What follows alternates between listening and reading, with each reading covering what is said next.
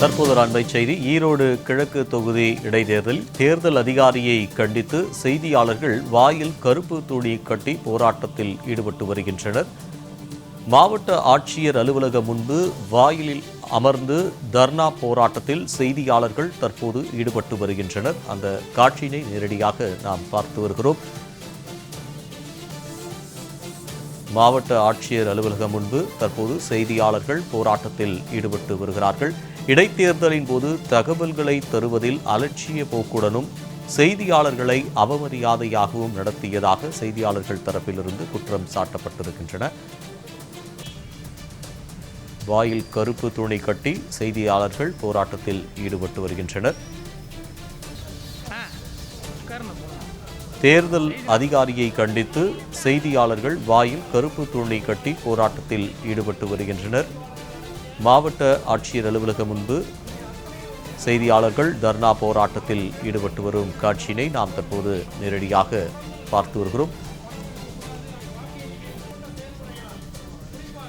செய்தியாளர்களை அவமரியாதையாக நடத்தியதாக செய்தியாளர்கள் தரப்பிலிருந்து குற்றம் சாட்டப்பட்டு தற்போது செய்தியாளர்கள் மாவட்ட ஆட்சியர் அலுவலகம் வாயிலில் முன்பு கருப்பு துணி கட்டி போராட்டத்தில் ஈடுபட்டு வருகின்றனர். ஈரோடு இடைத்தேர்தலின் போது தகவல்களை தருவதில் அலட்சிய போக்குடனும் அவமரியாதையாகவும் நடத்துவதாக செய்தியாளர்கள் தரப்பிலிருந்து குற்றம் சாட்டப்பட்டிருக்கின்றனர். தேர்தல் நடைமுறை தொடங்கிய நாள் முதல் தற்போது வரை செய்தியாளர்களுக்கு தகவல்களை அளிக்காமல் அலைக்கழித்து வருவதாகவும் செய்தியாளர்கள் தரப்பிலிருந்து குற்றம் சாட்டப்பட்டிருக்கின்றன. இதுகுறித்தான கூடுதல் விவரங்களுடன் செய்தியாளர் நித்யானந்தன் நம்மோடு இணைகிறார். நித்யானந்தன், இதுகுறித்தான விவரம்.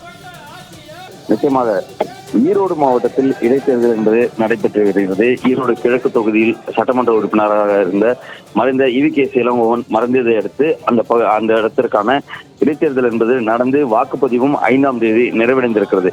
இந்த நிலையில் அங்கு ஈரோடு தேர்தல் அதிகாரியை கண்டித்து செய்தியாளர்கள் வாயில் கருப்பு துணி கட்டி ஆட்சியர் அலுவலகம் வாயிலில் தற்போது அமர்ந்து தர்ணா போராட்டத்தில் ஈடுபட்டு வருகிறார்கள். ஈரோடு கிழக்கு தொகுதி இடைத்தேர்தலில் தகவல்களை தருவதில் அலட்சியம், அதே நேரத்தில் தொடர்ச்சியாக என்ன நடைபெற்றிருக்கிறது, எவ்வளவு வாக்குகள் பதிவாயிருக்கிறது என்பது குறித்தான விவரங்களை தேர்தல் ஆணையம் வழங்கினாலும் அதற்கு அடுத்த கட்டத்தில் இருக்கக்கூடிய தகவல்களை வழங்க மறுக்கிறது.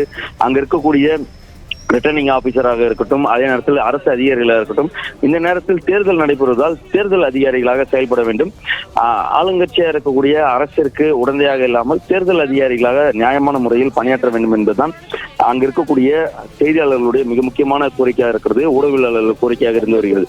அந்த வகையில் தகவல்களை கொடுப்பதற்கு கூட சற்று ஏதார இருப்பதாகவும், அதே நேரத்தில் செய்தியாளர்களை அவமரியாதையாக நடத்துவதாகவும் மாவட்ட தேர்தல் அதிகாரியும் மாவட்ட ஆட்சியருமான ராஜகோபால் சுன்கராவை கண்டித்து தர்ணா போராட்டத்தில் தற்பொழுது அங்கு செய்தியாளர்கள் ஈடுபட்டு வருகிறார்கள். தேர்தல் நடைமுறை தொடங்கிய நாள் முதல் செய்தியாளர்கள் தகவலை பெற முடியாமல் அலைக்கழிக்கப்படுவதாகவும் அங்கு இருக்கக்கூடிய ஊடகங்களுடைய மிக முக்கியமான கருத்தாக இருக்கிறது. அதே நேரத்தில் வாக்குப்பதிவு முடிந்து 2 நாட்கள் ஆகியும் வாக்குப்பதிவு தொடர்பான முழு விவரங்களை வெளிப்படையாக வெளியிடாமல் இருப்பதாகவும், இது குறித்த தகவலை கேட்டால் அங்கு முழுமையான எந்த அதிகாரியும் தகவல் தர மறுப்பதாகவும், அதே நேரத்தில் என்ன நடைபெறுகிறது என்பதை வெளியே தெரியாமல் பாதுகாத்து தற்போது கான்பிடென்சியலாக வைத்துக் கொள்வதாகவும் தெரிவித்து குற்றச்சாட்டை எழுப்பியிருக்கிறார்கள்.